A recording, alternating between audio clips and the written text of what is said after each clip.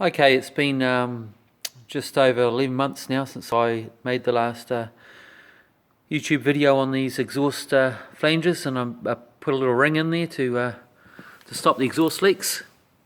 I'm just doing some mods on my rear mufflers and tailpipes on my El Camino at the moment, so I had to take the exhaust system down.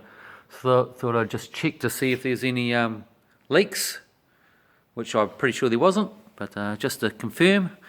And as you can see, the flange surface area is still carbon free, no black soot.